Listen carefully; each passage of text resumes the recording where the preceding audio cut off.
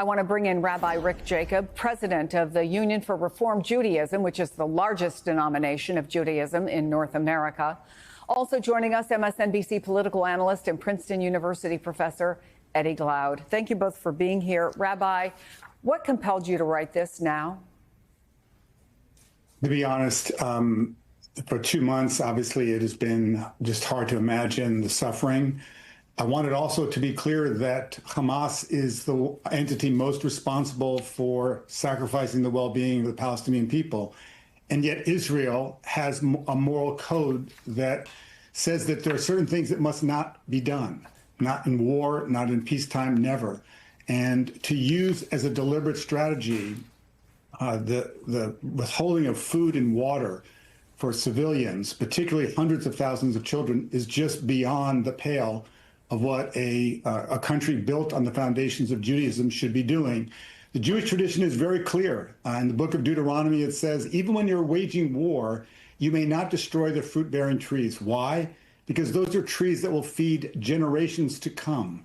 And you have to always be thinking not only about this moment, but the implications of one's act, even in a time of war. So I felt compelled to raise my voice. I have many times throughout the last 18 months, but this felt like a very dire moment.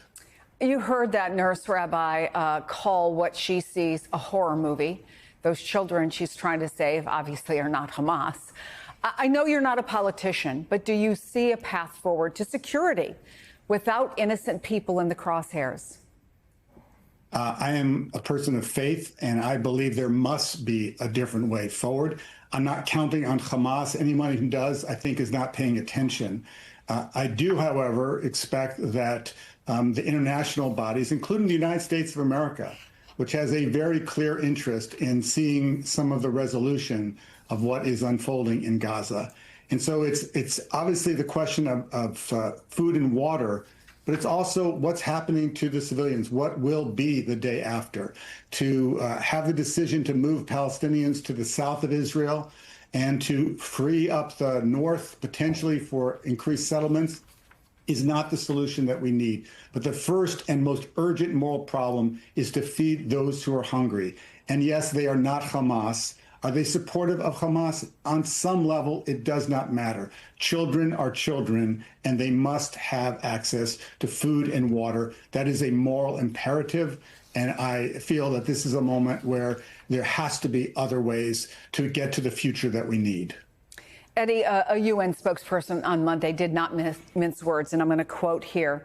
This is not a natural disaster, but a human-made catastrophe that the world should not allow.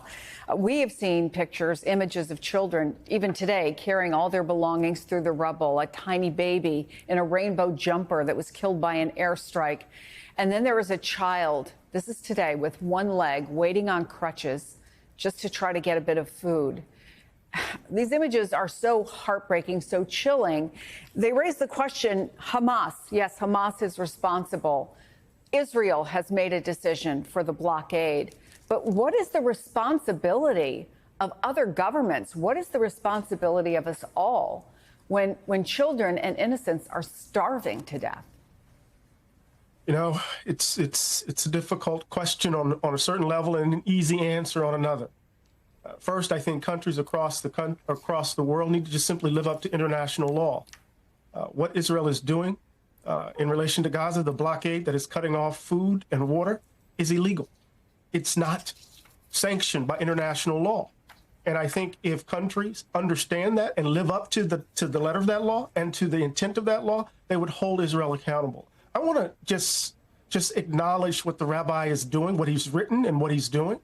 It is important that when you're within a particular tradition, Chris, that you can bring the resources of that tradition to bear on the actions of those who are committed to the same principles and ideals and faith that you are.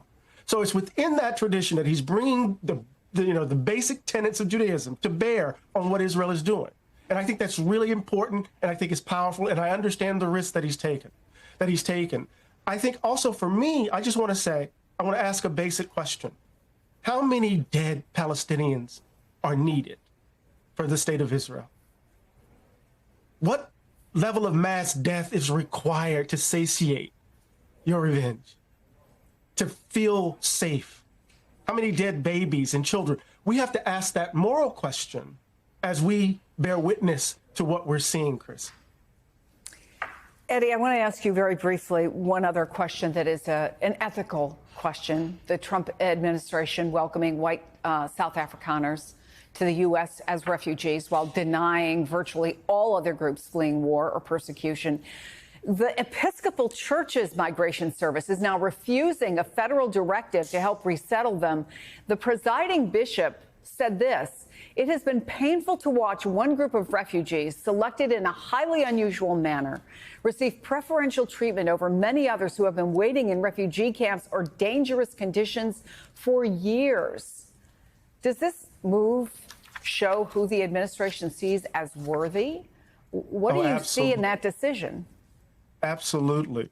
Donald Trump and his minions have been arguing for over the last decade or so that, you know, the demographic shifts in the country pose an existential threat to America. They feel like they're losing their country. And so I think what we see very clearly here, Chris, is a white nationalist agenda at work. And we need to call it for what it is. I want to just echo what Eddie said, Rabbi. It is, I believe, incumbent on religious leaders to speak truth. And you have done that. And I know it can't have been easy. So thank you. And thank you for coming on the program. Eddie, it's always just a pleasure and an honor to have you as well.